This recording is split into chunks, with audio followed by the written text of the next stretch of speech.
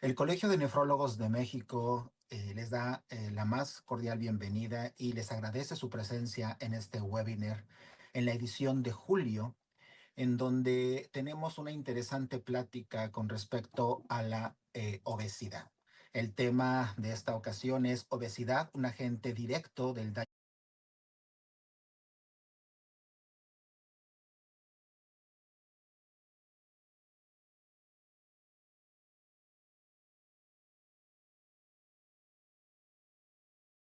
a las respectivas presentaciones y pues de nuevo, muchas gracias por su presencia.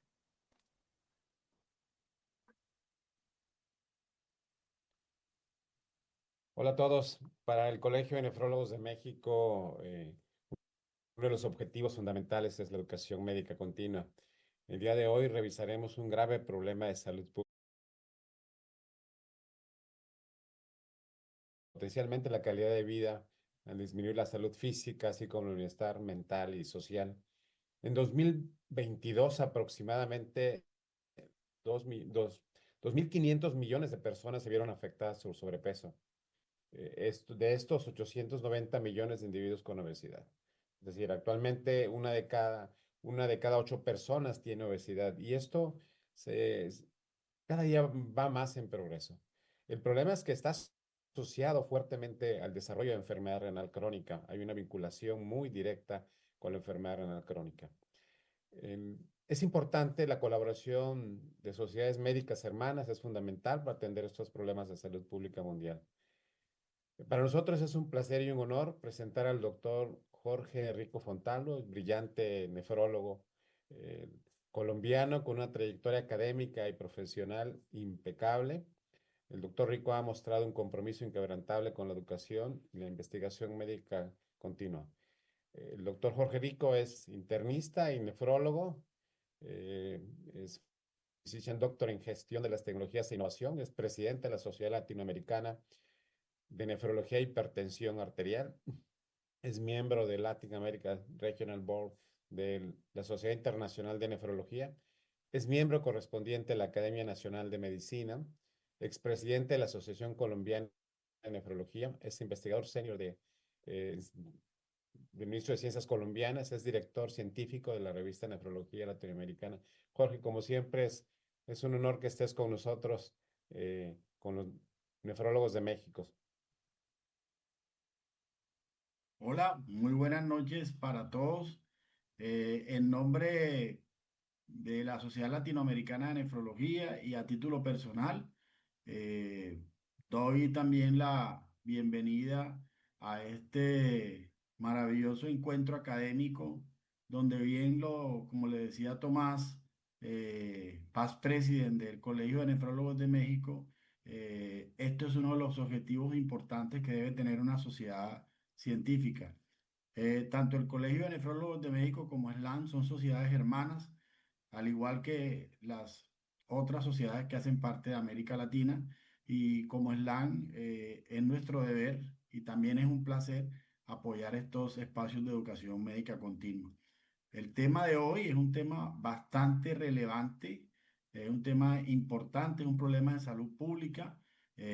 Hablar de la condición de obesidad y de sobrepeso es muy importante, pero el reconocer, porque hasta hace poco, y haga el doctor Lavenia, lo voy a presentar, esto no era así, el reconocer que la obesidad puede causar de manera directa y de manera indirecta enfermedad renal es lo importante y yo creo que esto es un mensaje que tenemos que hacer difusión porque en el paciente metabólico las complicaciones cardiorrenales son las que marcan pronóstico.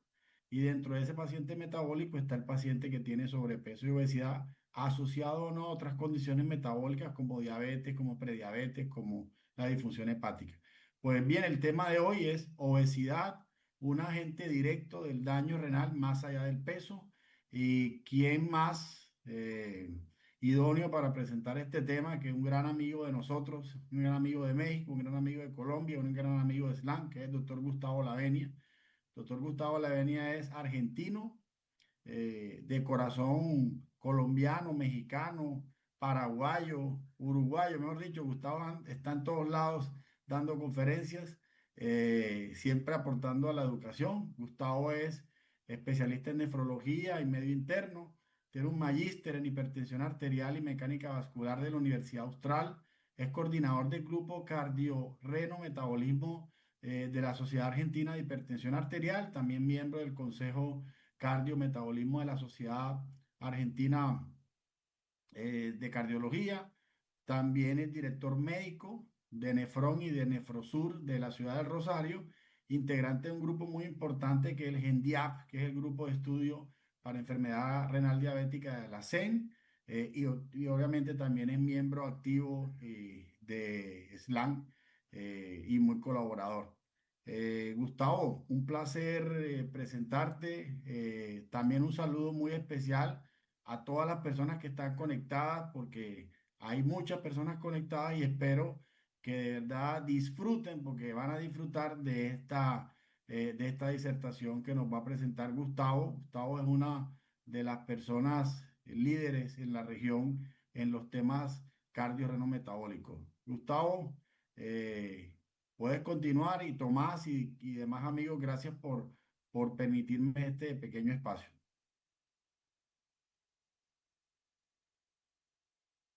Muchas gracias, Jorge. Realmente tu presentación, la verdad que me halaga las palabras que te has dirigido hacia mí. Quiero agradecer en primer lugar al Colegio de Nefrólogos de México, al doctor Tomás Anuar, a toda la organización de este webinar por la invitación. La verdad que estoy honrado por la misma. Buenas tardes a todos los escuchantes de México. Buenas noches a los que estamos aquí en Argentina, que son varios.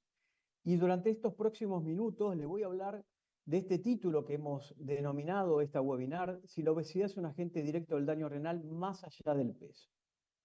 Realmente, para comenzar, quiero decirles que desde hace un tiempo se apunta a la obesidad como el gran villano, ¿no?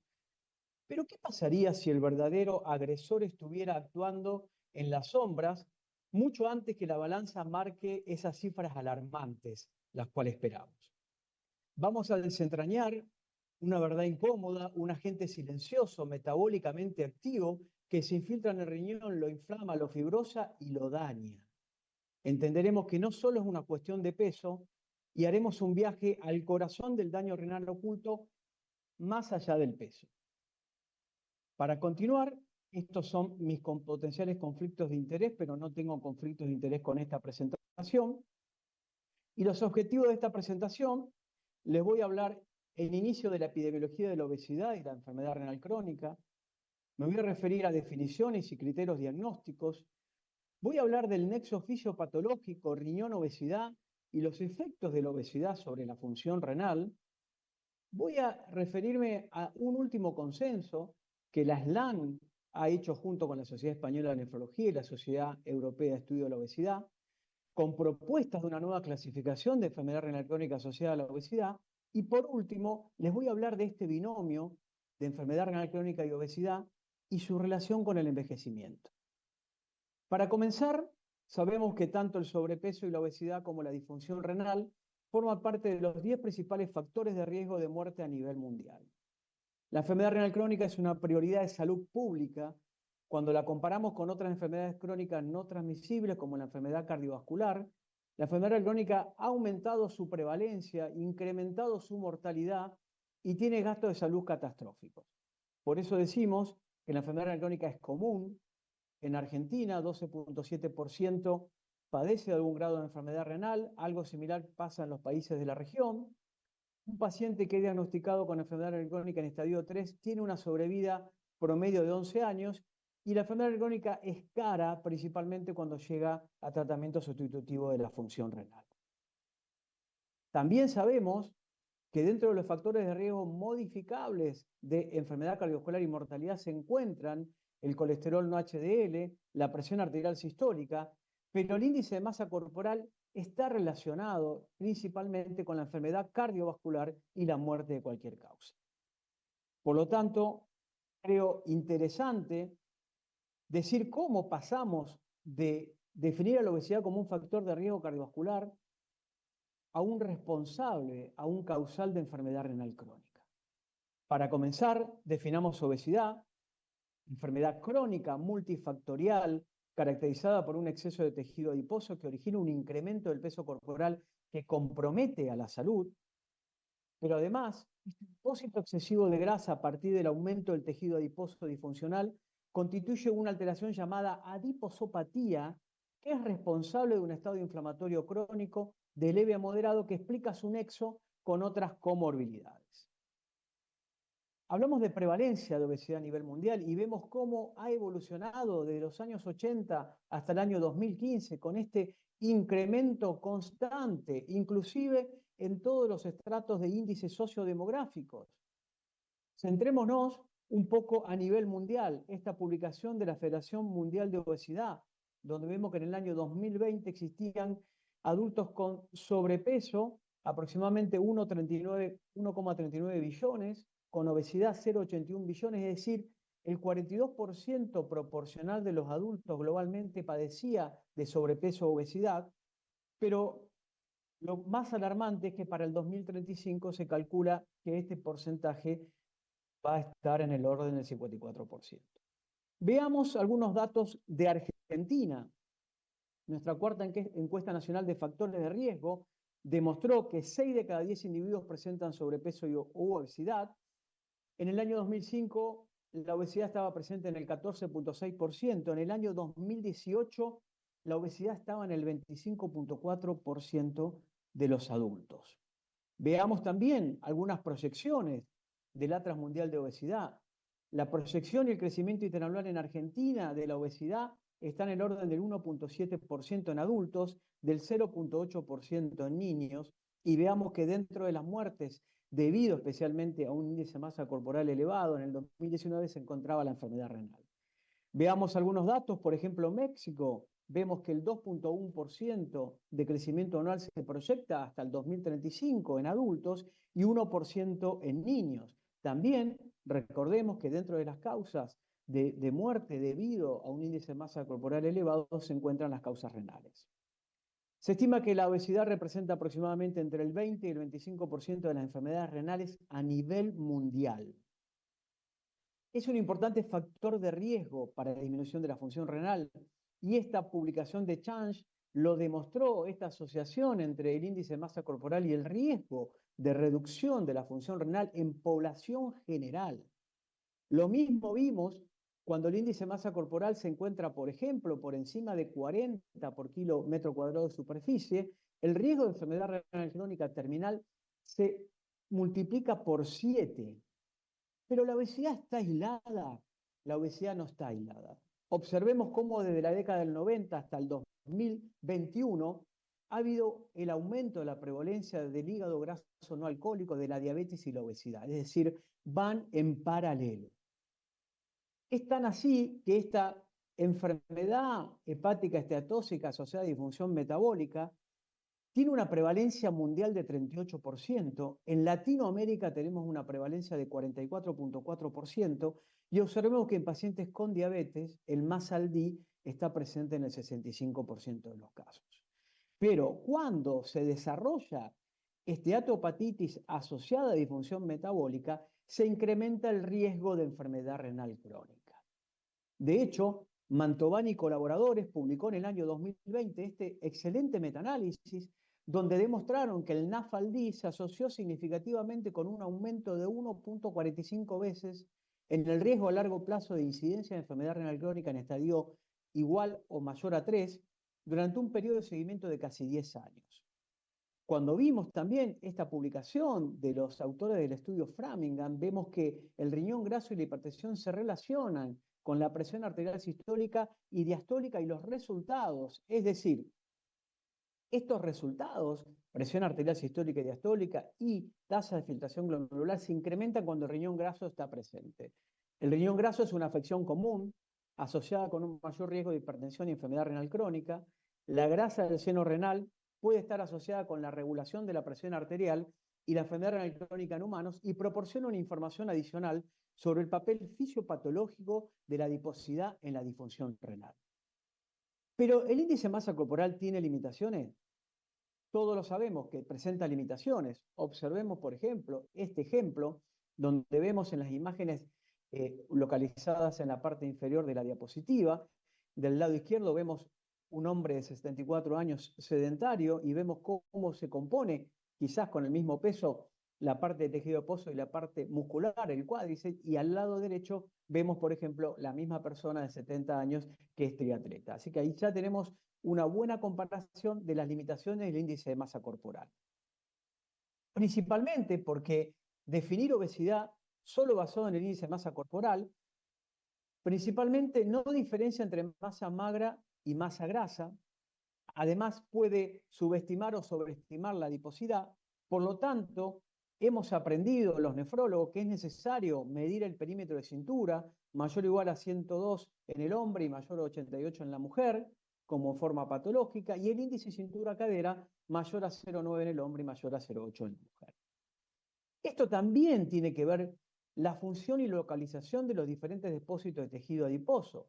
Como vemos, a la izquierda de la pantalla, el adipocito blanco se deposita principalmente a nivel subcutáneo y visceral y además en el tejido adiposo perivascular. Y la función es el depósito de los triglicéridos, el almacenamiento de los triglicéridos, y tiene una función endocrina, que es la secreción de adipoquinas y factores vasoactivos. En el centro de la cena tenemos el adipocito beige, que tiene localizaciones cervicales, supraclaviculares, axilares, paraspinales, renales, torácica y también del tejido adiposo perivascular, y algunos subcutáneos, especialmente en investigación. El tejido adiposo marrón, que es interescapular, especialmente en los infantes, torácico y también el tejido adiposo perivascular. Estos últimos dos tienen un papel sobre la termogénesis, aunque eso también está bajo debate, pero sí sabemos que tienen propiedades antiinflamatorias y cardioprotectivas. Por lo tanto, voy a decirles algunas características centrales de la adiposopatía en la obesidad. La primera, ya la vimos, la grasa ectópica. La segunda es que esta grasa ectópica produce citoquinas, especialmente denominadas adipoquinas. También debemos recordar el aumento del compartimiento visceral, la grasa intraperitoneal y retroperitoneal. Y por último, principalmente, lo que ocasiona que la resistencia a la insulina con todo lo que consigue con este factor. Fisiopatológicamente, el tejido ectópico aumenta el riesgo metabólico, cardiovascular y renal. Tenemos efectos sistémicos que aumentan el riesgo metabólico. Tenemos esteatosis pancreática.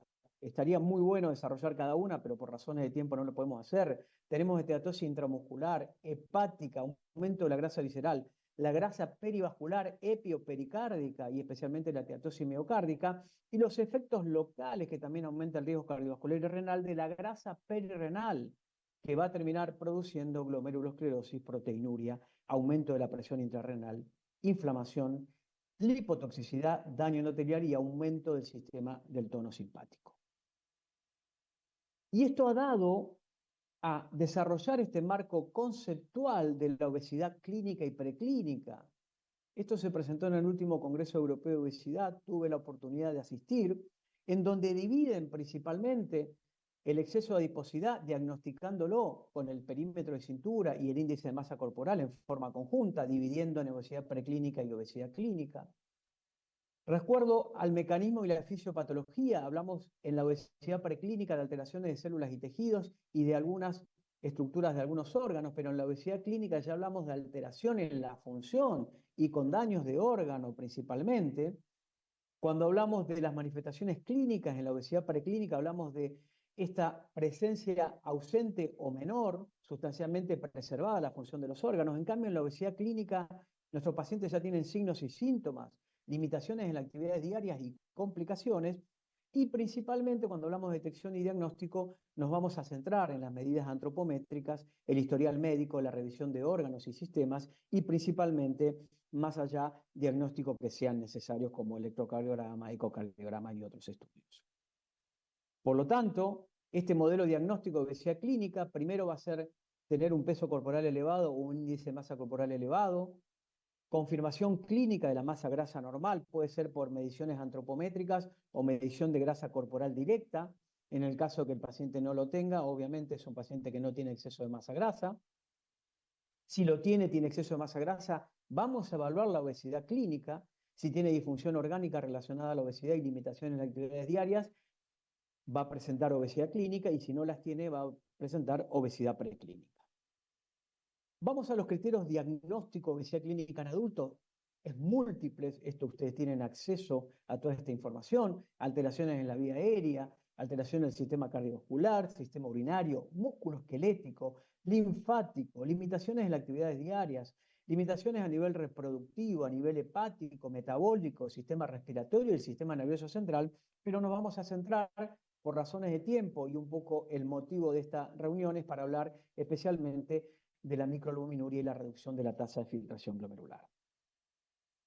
Nombramos previamente que es necesario el índice cintura-cadera y observen esta interesante publicación que ya tiene un tiempo, donde se evaluó la hemodinamia en 315 personas que tenían un índice de masa corporal promedio de 24.9 kilómetros cuadrados de superficie, se les midió la tasa de filtración por iodo talamato y pueden observar que a medida que tenían un mayor índice cintura-cadera, tenían una menor tasa de filtración glomerular. Y esto, como ustedes pueden ver, con un índice de masa corporal de casi 25 solamente. Existen varios factores de riesgo para inicio y progresión de la enfermedad renal crónica. Muchos de estos factores ustedes saben que son prevenibles y o tratables.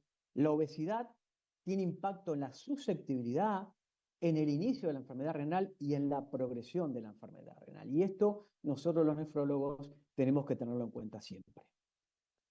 De hecho, dentro de los mecanismos fisiopatológicos, sabemos que la ingesta de alimento es clave, que el bajo gasto energético también, pero también tenemos otros invitados que son estos patrones dietéticos que son proinflamatorios, nuestra microbiota involucrada en la patogénesis de la obesidad.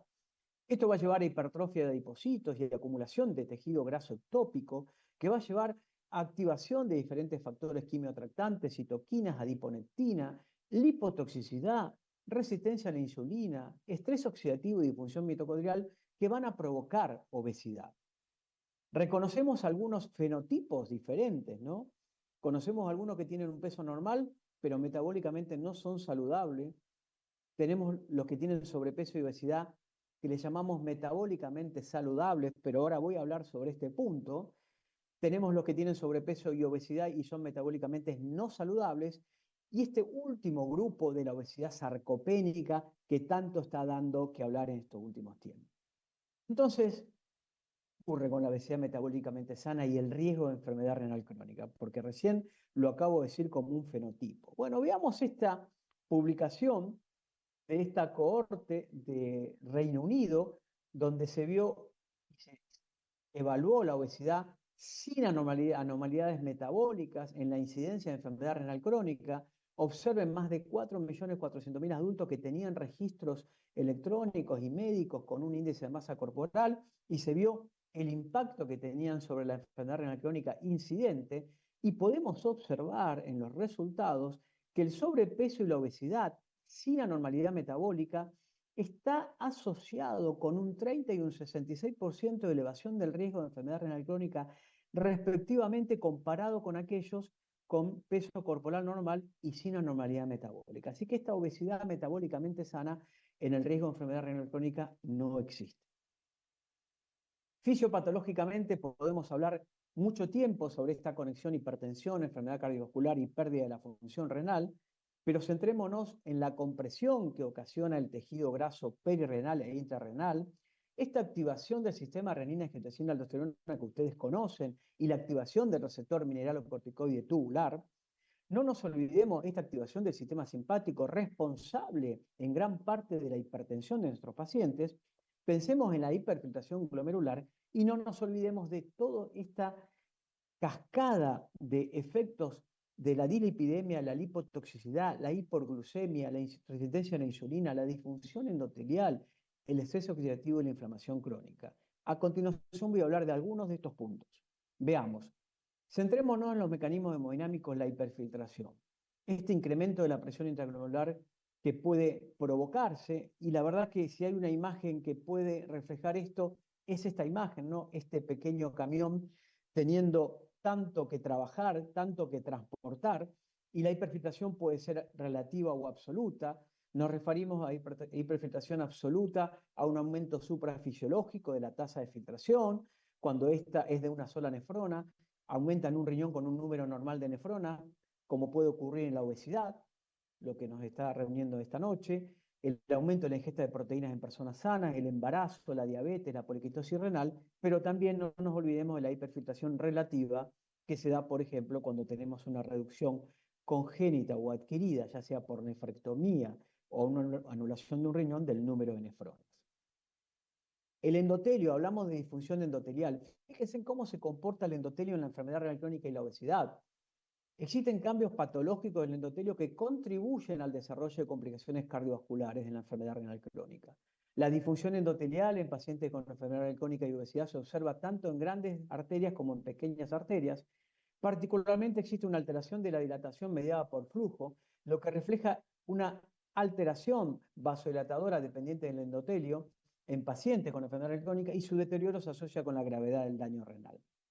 Cuando queremos observar una imagen, vemos en la imagen de este vaso sanguíneo, vemos en la parte inferior o en la parte que está verde un endotelio saludable y por encima un endotelio con enfermedad renal crónica, y ahí vemos cómo se produce principalmente esta activación del NF-kappa beta que lleva a aumento de las metalaproteinasas. Esto va a alterar las interacciones entre las células y especialmente entre las células y la matriz endotelial, donde va a provocar, como ustedes pueden ver en el slide, cambios especialmente en la morfología de la célula endotelial.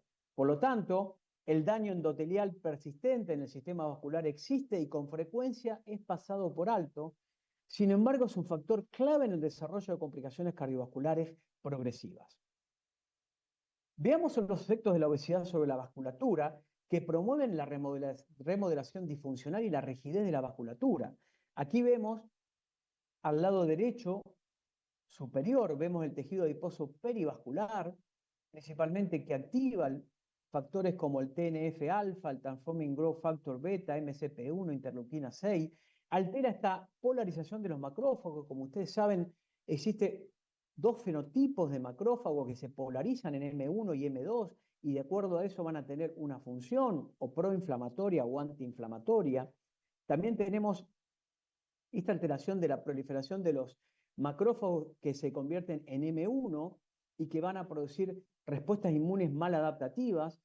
La matriz extracelular también va a tener impacto, especialmente en el remodelado y en la rigidez.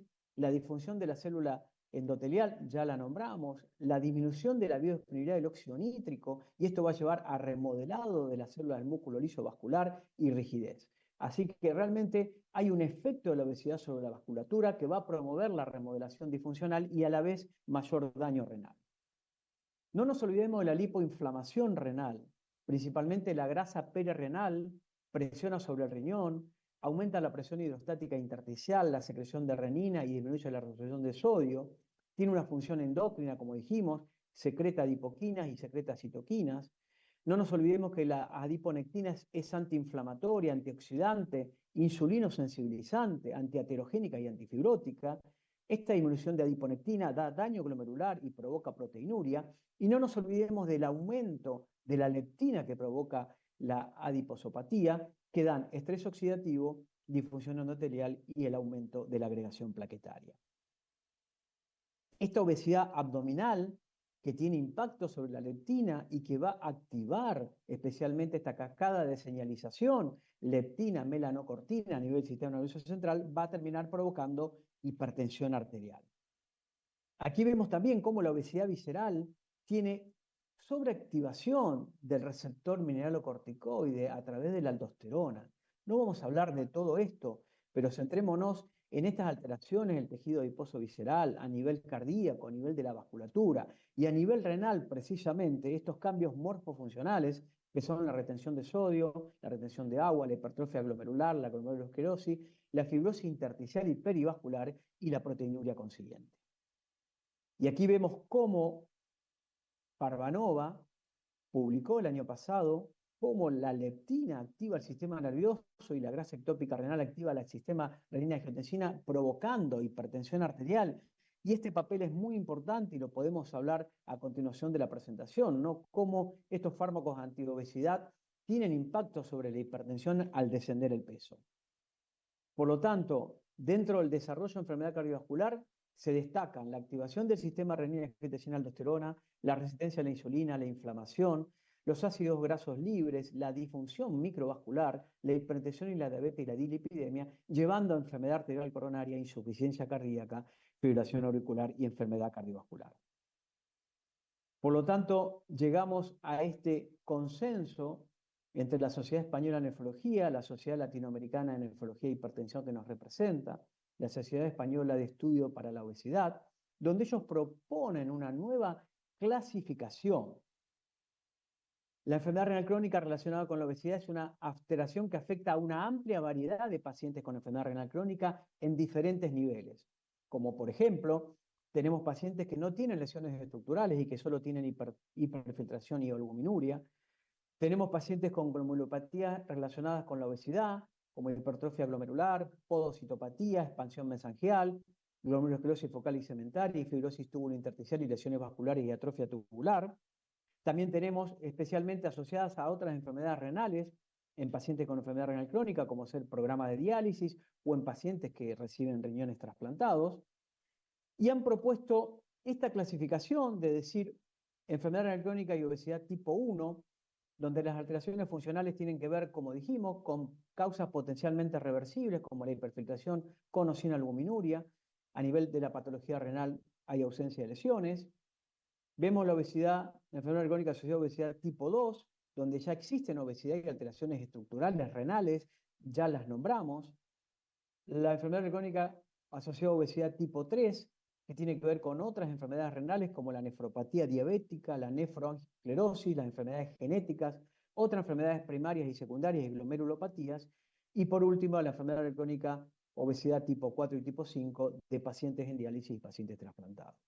Es muy interesante y sería muy bueno también desarrollar las alteraciones en la anatomía patológica, pero por razones de tiempo realmente no lo hago. Fisiopatológicamente, la glomerulopatía asociada a la obesidad tiene 3 mecanismos, ustedes los conocen: mecanismo metabólico de hiperinsulinemia y resistencia a la insulina, un mecanismo hemodinámico que tiene que ver con la hiperfiltración glomerular y la activación del sistema renina-angiotensina-aldosterona, pero de mucha importancia es el mecanismo inflamatorio, que va a ser el inicio del daño que va a terminar en injuria podocitaria y fibrosis posterior. Pero claro, esto es la fisiopatología, pero podemos hablar también de la histología. Y está muy bien expresada en esta revisión del año 2022, donde vemos en el lado izquierdo un glomérulo normal, del lado derecho vemos un glomérulo que tiene glomerulomegalia, se denomina así cuando es aproximadamente 1.5 veces mayor que un glomérulo normal, y fíjense marcado en rojo la lesión esclerosante segmentaria periliar típica de la glomerulopatía asociada a la obesidad. La relación entre la obesidad tiene en cuenta factores, como dijimos, en la inflamación y el estrés oxidativo como ejes pivotales, donde la diabetes, la hipertensión, la dislipidemia, la enfermedad cardiovascular van a desarrollar la glomerulopatía asociada a la obesidad, pero también hay otros factores como las enfermedades pulmonares, el síndrome de apnea obstructiva del sueño, la hipertensión pulmonar, que van a ser también desarrolladores de estas lesiones. Llegamos a esto, al diagrama conceptual del síndrome cardiorreno-metabólico, donde este exceso de tejido adiposo disfuncional va a ser en algún punto el eje, provocando principalmente inflamación, estrés oxidativo, resistencia a la insulina y disfunción vascular. Son las estrategias para el manejo de la enfermedad renal crónica relacionada con la obesidad, y creo que esto es algo del jugo que quiero que se queden con esta presentación. Veamos principalmente cambios del estilo de vida. Ya lo sabemos: asesoramiento nutricional individualizado a nuestros pacientes, una actividad física adaptada. Hablemos de medicamentos contra la obesidad y la diabetes, como inhibidores del cotransporte sodio-glucosa 2, tratamientos basados en incretinas, como los agonistas receptores GLP-1, o los agonistas duales, o los triagonistas. Veamos también la posibilidad quirúrgica, la cirugía bariátrica, la manga gástrica, el bypass gástrico, la derivación biliopancreática con cruce duodenal o la cirugía de conservación del píloro estomacal. Y por último, otras intervenciones que se refieren al manejo general, como los antihipertensivos, los antagonistas mineralocorticoides no esteroideos y el bloqueo del sistema renina-angiotensina-aldosterona. Posicionándonos en inhibidor del cotransporte de sodio-glucosa tipo 2, en la progresión de la glomerulopatía asociada a la obesidad, Esto van a disminuir la albuminuria, van a bajar la declinación en la tasa de filtración glomerular. ¿De qué manera? Perdiendo peso, mejorando la resistencia a la insulina, disminuyendo la grasa renal ectópica y la lipotoxicidad, de la cual hablamos, disminuyendo el estrés oxidativo y la inflamación, mejorando la fibrosis renal, mejorando la hiperfiltración glomerular, aumentando la natriuresis y descendiendo la presión arterial y la rigidez arterial. Cuando hablamos de otros tratamientos, por ejemplo, bupropión naltrexona, sabemos que es un fármaco que acciona sobre el núcleo arcuato hipotalámico y el sistema mesolímbico dopaminérgico, pero tiene una reducción y un efecto de peso corporal de solo hasta un 5%. Los agonistas receptores de GLP-1, drogas que han venido realmente a mejorar mucho de la evolución de la enfermedad renal, sabemos que actúan estimulando la secreción de insulina, disminuyendo la glucosa, ralentizando el vaciamiento gástrico, aumentando la sensación de saciedad hipotalámica mediante la estimulación de las neuronas pro-opio melanocortínicas, y los efectos que producen es una mayor reducción del peso corporal, aproximadamente hasta 11% en promedio casi, en comparación con placebo, pero también tienen efectos que hemos visto como la reducción del compuesto de muerte por causa cardiovascular y no fatal, ACV no fatal, en el 20%, especialmente en prevención secundaria. También tenemos otros agonistas duales, como tirzepatide, donde el mecanismo de acción también es estimulación de la secreción de insulina de primera y segunda fase y reducción de los niveles de glucagón, ambos de forma dependiente de la glucosa. También tirzepatide provoca un retraso del vaciamiento gástrico, reduce la concentración de glucosa en ayuna hipoprandial y disminuye la ingesta de alimentos y produce una reducción de peso sostenida en adultos obesos que es de hasta un 24%. También tenemos estos triple agonistas como retatrutide, que realmente tienen una reducción del peso corporal de hasta un 17.5% a las 24 semanas y de hasta un 24.2% a las 48 semanas de seguimiento. Para ir un poco resumiendo, mecanismos de acción del agonista del receptor GLP-1 en la obesidad, efectos sobre el tejido adiposo. Recuerden, este incremento de la polarización de macrófagos yendo a un fenotipo M2 más antiinflamatorio, especialmente adecúan la función y la biogénesis mitocondrial, mejoran la producción y la expresión de adiponectina, dijimos que era antiinflamatoria, promueven especialmente el pasaje del tejido adiposo marrón y provocan termogénesis. A nivel inflamatorio y antioxidante, activan la vía de las sirtuinas, que ya hemos conocido sobre este punto al hablar de inhibidor de cotransporte sodio-glucosa 2, activan la adenosín monofosfata proteinquinasa, reducen el depósito de lípidos y la inflamación, inhiben la apoptosis en las células cardíacas y alteran especialmente, tienen efectos sobre el comportamiento, especialmente en nuestra alimentación, reducen el apetito, provocan la sensación de estar de plenitud abdominal, disminuyen esos antojos que se ven tanto en los pacientes con obesidad y también mejoran especialmente las alteraciones en el vaciamiento gástrico. Esto va a llevar a que el paciente pierda peso y se beneficie en los pacientes con obesidad. Sobre la tirzepatide, estuve también en la presentación del estudio Surmum 5, podríamos hablar sobre este punto, la comparación entre tirzepatide y semaglutide, pero veamos algunos puntos como esto: disminuye la inflamación, mejora la hemodinamia, mejora la fibrosis, mejora el estrés oxidativo, mejora la aterosclerosis, y algo no menor, que además de la pérdida de peso, disminuye la presión arterial sistólica. Como ustedes pueden observar, en dosis creciente es el efecto de 5, 10 y hasta 15 miligramos de tirzepatide, reducen hasta 11.5 milímetros de mercurio la presión arterial. Ya vimos manejo clínico de la obesidad, hablamos de cambios de hábito, restricción calórica y farmacoterapia. Pero centrémonos en la obesidad severa, donde quizás va a ser necesario estos tratamientos quirúrgicos como el bypass gástricos, la banda gástrica, la gastrectomía de Sleep, y veamos un poco cuáles son los efectos. Y esto se vio hace más de 20. Fíjense, en pacientes con obesidad severa, de peso, cómo mejora principalmente la hiperfiltración y además mejora el flujo plasmático renal. Hay varios mecanismos propuestos que contribuyen a efectos nefroprotectores de la cirugía bariátrica. Veamos, por ejemplo, ya sea el bypass en I o la gastrectomía de Sleep, vemos cómo disminuye especialmente el tejido adiposo en el seno renal y perirenal. Esto disminuye la acumulación de lípidos renales y la lipotoxicidad. Esto disminuye la activación del inflamosoma NLRP3. Podemos hablar sobre este punto también en la discusión. va a aumentar la adiponectina, disminuye la leptina, lo que va a mantener la integridad del podocito, mejora la hipertensión, el sistema nervioso simpático y el sistema renina-angiotensina-aldosterona, y también este factor de diferenciación de crecimiento GDF15, que tiene un poder antiinflamatorio y antifibrótico que va a disminuir el peso corporal, la inflamación y la fibrosis, terminando en un efecto renoprotectivo. La cirugía bariátrica también reduce la llegada a enfermedad renal crónica avanzada, y esto también lo mostró un estudio de hace varios años. Ya quiero dejarles, para ir terminando, un concepto clave. Todos hemos visto en nuestras unidades de diálisis pacientes que tienen 40 años y parecen de 70 o parecen de 60, ¿no? Creo que eso lo deben tener bien conocido todos ustedes. La enfermedad renal crónica es el prototipo de envejecimiento vascular acelerado. ¿Qué es el envejecimiento vascular acelerado? Es un concepto que define situaciones de disociación entre la edad cronológica y la biológica de la pared arterial. Y la enfermedad renal crónica es uno de los mejores modelos fisiopatológicos de esto.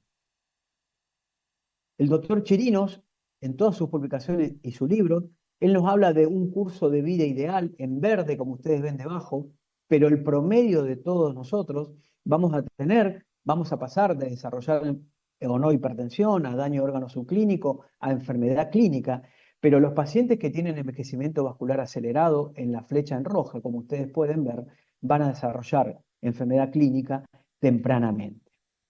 Por lo tanto, vamos a entrar en un tema que les hablé, que es casi el final, este binomio obesidad-enfermedad renal crónica.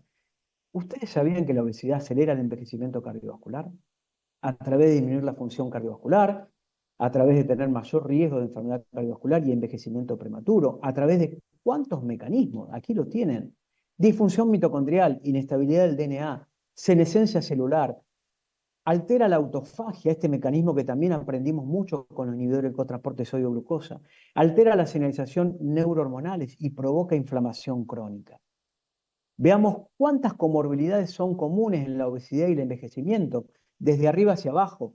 La demencia vascular, que disminuye la capacidad cognitiva, la hipertensión, que aumenta el remodelado cardiovascular y disminuye la capacidad vasodilatadora, la presencia de diabetes mellitus tipo 2 por resistencia de la insulina elevada y por disminución de la flexibilidad metabólica cardíaca, enfermedad renal crónica, que aumenta el riesgo de eventos cardiovasculares y aumenta el remodelado cardiovascular. No nos olvidemos de la sarcopenia, que es disminución de la masa muscular y disminución de la capacidad del ejercicio, y de la osteoporosis, que disminuye la densidad ósea y aumenta la fragilidad de nuestros pacientes. La obesidad acelera el envejecimiento cardiovascular. Solamente me voy a centrar a nivel de los tejidos. Fíjense en cuántas cosas se comparten entre obesidad y envejecimiento: la hipertrofia, la fibrosis, la rigidez y la inflamación. Entonces, la pregunta que yo quiero hacerles: si la enfermedad renal crónica es una condición que predispone a envejecimiento vascular acelerado, ¿existirán puntos en común con otras enfermedades que llevan a un envejecimiento prematuro? Les voy a poner una imagen. Creo que esta imagen les debe sonar a ustedes, ¿no? Esta es la famosa enfermedad de Hutchinson-Gilford o el síndrome progeria. Pero les voy a contar algo. Realmente, en los pacientes con progeria, es una gran expresión de progerina que está relacionado al envejecimiento vascular temprano. Pero quiero contarles, y fíjense en esta reciente publicación, que las arterias de los pacientes con enfermedad renal crónica tienen una mutación somática recurrente y una expresión de la progerina, no al nivel de la progeria, pero sí que está relacionado con el envejecimiento vascular temprano en nuestro paciente con enfermedad renal crónica. Por lo tanto, pueden ocurrir mutaciones somáticas ante la inducción, cuando existe un daño tisular extenso, mutaciones como las que ocurren en la progeria, ya saben ustedes, una enfermedad típica de envejecimiento prematuro. Pero se han encontrado mutaciones similares en arterias de pacientes con enfermedad renal crónica, además de capacidad de expansión clonal de estas células mutantes, y esta expresión contribuye al daño genómico, al estrés del retículo endoplásmico y a la senescencia en las arterias de los pacientes con enfermedad renal crónica. Entonces, ¿cómo abordamos la obesidad? La respuesta debería ser simple. Bajamos la ingesta y aumentamos el gasto, ¿no? Pero, sin embargo, la obesidad es una enfermedad compleja y su abordaje, como vimos, también lo es. Mensajes para llevarnos a nuestra práctica profesional. El cambio de mentalidad debe centrarse en pacientes y profesionales. Primero, en identificar las complicaciones cardiovasculares y renales derivadas de la obesidad. Segundo, comprender que la obesidad no es un factor de riesgo adicional, sino es la génesis de estas complicaciones, y esto es esencial para el abordaje. La cronometría asociada a la obesidad es una patología frecuentemente silente que se asocia con deterioro de la función renal y la albuminuria, teniendo significativo riesgo de mortalidad. En pacientes con enfermedad crónica y obesidad, es fundamental el control del exceso de peso debido a que esto revierte o atenúa el deterioro de la función renal, y es recomendado un abordaje intensivo multifactorial, hábitos de vida saludables, control de la presión arterial, maximizar el bloqueo del sistema renina-angiotensina-aldosterona, el uso de inhibidores de transporte sodio-glucosa 2, agonistas de receptores GLP-1, en pos de mejorar los resultados cardiovasculares y renales de esta población de alto riesgo. Desde ya, quiero agradecerles por haber prestado atención. Muchas gracias. Ok, pues muchas gracias. Ahorita vamos a pasar a la sesión de preguntas y respuestas. A todos los que están conectados, por favor, en el chat están haciendo sus preguntas. Las iremos realizando entre el doctor Tomás Pascual y su servidor. Y pues bueno, gustosos de que el doctor Gustavo nos conteste todas. Gustavo, excelente ponencia. Muchas gracias por participar con nosotros. Tengo algunas preguntas, Gustavo. Hablaste de cirugía bariátrica. En un paciente que es sometido a cirugía bariátrica y tenía, por ejemplo, albuminuria, ¿cómo es la mejoría del daño con estos pacientes? Ya nos dijiste que hay mejoría. ¿Es rápido, es lento, va de la mano de la pérdida de peso? Bien, gracias Tomás por la pregunta. Gracias Anuar también. La verdad que creo que fue una sesión bastante activa. Espero no haberlos agotado a todos los escuchantes. Bueno, es una pregunta muy interesante, Tomás, porque realmente he tenido muchos pacientes. De hecho, en alguna otra actividad que hemos hecho en la Sociedad Latinoamericana hemos presentado casos clínicos de pacientes que se relaciona directamente la reducción de peso con la mejoría de los parámetros renales, especialmente la albuminuria, especialmente la mejoría de la hiperfiltración. Hay pacientes que no tienen albuminuria, creo que lo nombramos, y solo tienen hiperfiltración. Y uno va viendo que a medida que desciende el peso corporal, especialmente esta gran reducción que se ve con la cirugía bariátrica, realmente impacta directamente sobre los resultados renales. Y además de esto, quiero agregar, cuando los pacientes, la mayoría de nuestros pacientes, que a veces tienen hipertensión y realmente necesitan varios fármacos, hay varios estudios que me hubiera gustado mostrar también, que han demostrado realmente la reducción de los fármacos para controlar la presión arterial en pacientes luego de la reducción de peso por la cirugía bariátrica. Excelente comentario. Respecto a esto de la hipertensión arterial, tan frecuente en nuestros pacientes con enfermedad renal crónica, inclusive multiresistentes con utilización de varios fármacos, ¿qué impacto pueden tener los fármacos anti-obesidad? ¿Eso se puede beneficiar en la progresión de la enfermedad renal crónica? Otra pregunta muy interesante. Realmente sabemos que los pacientes con enfermedad renal crónica tienen a menudo necesidad de 2 o 3 fármacos para controlar su presión arterial. También existe una relación directa entre estadio de enfermedad renal crónica y prevalencia de hipertensión. Llegando en el estadio 4, más del 90% de nuestros pacientes tienen hipertensión arterial. Y a medida que la tasa de filtración desciende, ejemplo, menor de 30 mililitros por minuto, en la cohorte del estudio CRIC, mostró más del 50% de nuestros pacientes con hipertensión resistente, es decir, esa hipertensión que va a requerir al menos 3 fármacos para su control y uno de ellos un diurético. Y estamos viendo desde el inicio del uso, especialmente, recordemos que los primeros agonistas de GLP-1 que tuvimos en nuestra mano fue dulaglutide, fue liraglutide. Ya veíamos el impacto de la presión arterial en estos fármacos, pero con semaglutide lo comenzamos a ver en forma más preponderante. De hecho, el estudio FLOW, un estudio que nosotros los nefrólogos estamos hablando constantemente, cuando uno evalúa especialmente no solo la mejoría en el punto final renal y en el punto cardiovascular, sino también cuando vemos, también tiene una reducción de la presión arterial que puede llegar en promedio hasta 4 o 5 milímetros de mercurio. Pero esto fue superado por tirzepatide, este agonista dual, lo expliqué en un slide. Realmente tirzepatide ha mostrado una superioridad en descenso de la presión arterial. Suponemos que es por el mayor alcance de reducción de peso.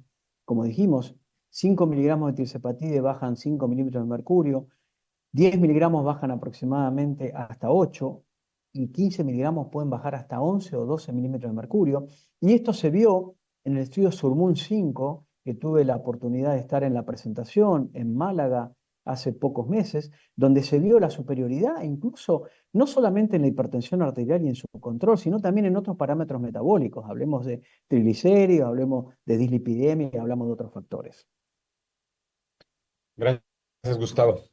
Hablaste de envejecimiento vascular temprano durante tu presentación. ¿Esto hay manera de medirlo? ¿De qué manera se puede medir esta situación de envejecimiento vascular?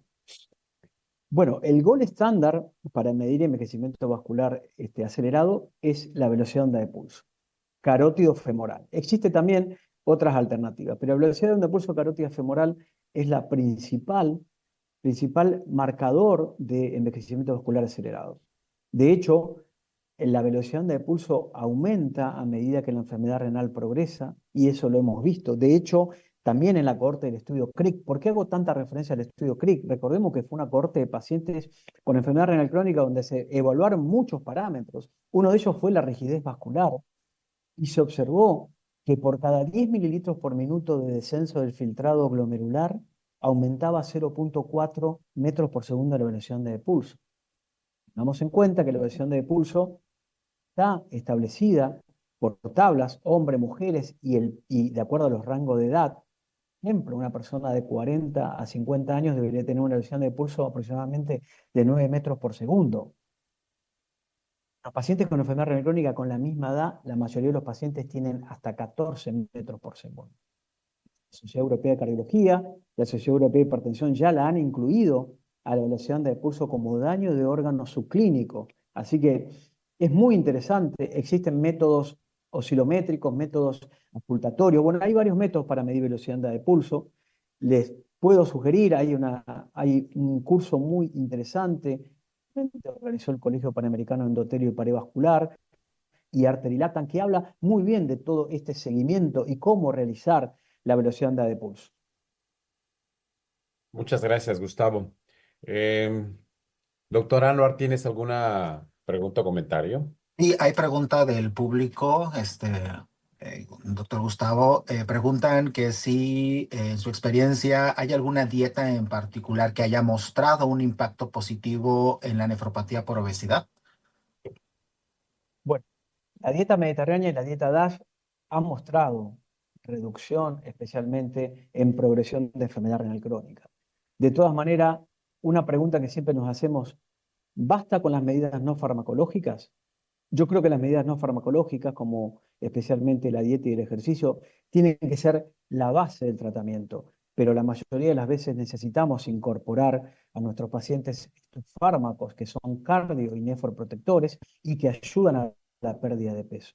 Realmente hemos presenciado muchas veces fracasos de patrones dietéticos o solamente actividad física.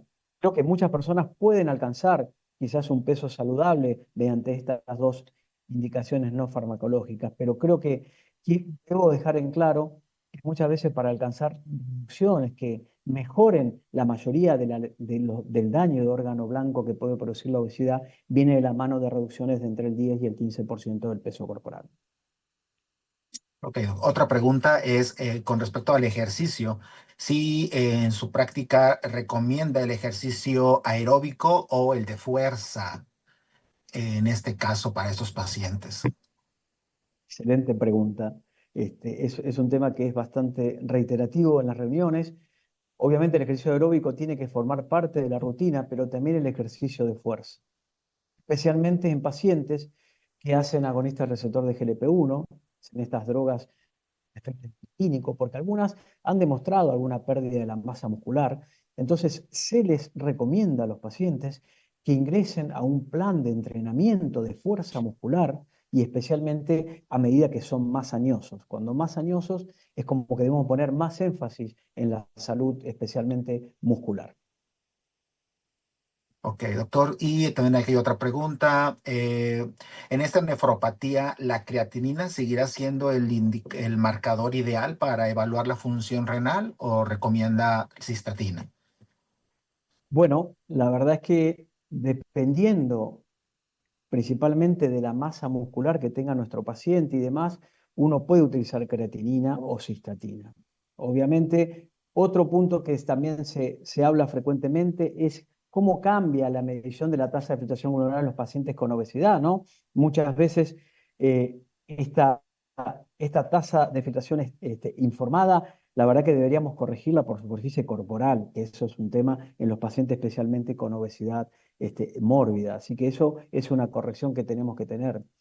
Medir la tasa de filtración glomerular quizás sería una buena medida, no estimarla, sino medirla en pacientes que hayan tenido, por ejemplo, amputaciones, bueno, añosos, pérdida de masa muscular. Bueno, hay un montón de escenarios en los cuales quizás medir la tasa de filtración sería más adecuado, pero principalmente poner este énfasis, ¿no? Que la mayoría de las fórmulas a veces no incluyen a los pacientes con obesidad o con sobrepeso o desnutrición extrema. Pero es una muy buena pregunta lo de la tasa de filtración y cómo medirla. Doctor, aparte de, bueno, con respecto a lo que es el tratamiento farmacológico que ya ampliamente nos ha dado pues una excelente ponencia, con respecto a la suplementación.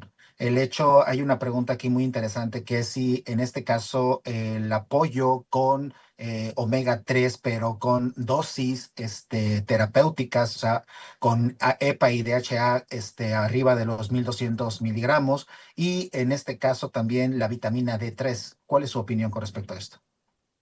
Con respecto al EPA y el D, y bueno, y obviamente estos omega 3 y demás, yo creo que pacientes que pese a la reducción de peso persistan seguramente con un trastorno del metabolismo lipídico están indicados realmente y en dosis altas han demostrado beneficio especialmente en la parte cardiovascular. Con respecto a la vitamina D3, siempre hay que dosar en nuestros pacientes con obesidad la vitamina y suplementarla en el caso que tenga una reducción. Generalmente, no sé, en nuestro país el rango es aproximadamente 28 a 30, no sé cómo será, calculo que en México será igual. Suplementarla en el caso que nuestros pacientes tengan un déficit. Sabemos que el déficit de vitamina D es bastante frecuente, así que creo que chequearlo es una muy buena prescripción para un eventual tratamiento. Gracias, Gustavo. Hay otra pregunta. Me parece que ya también ya contestaste algo en relación a eso. Cuando se recomienda tirsepatide, ¿se debe llevar una dieta especial? Pregunta el público.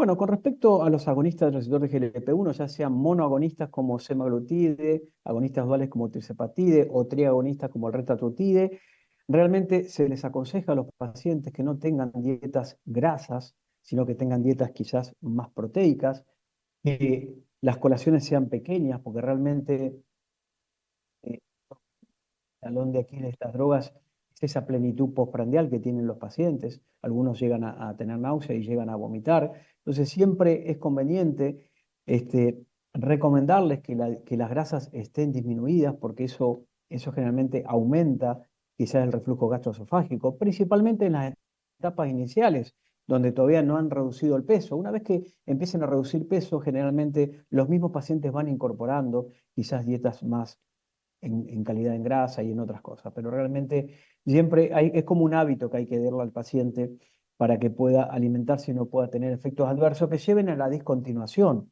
de estos fármacos que realmente han mostrado una superioridad en cuanto a descenso de peso y eventos cardiovasculares. Muchas gracias, Gustavo.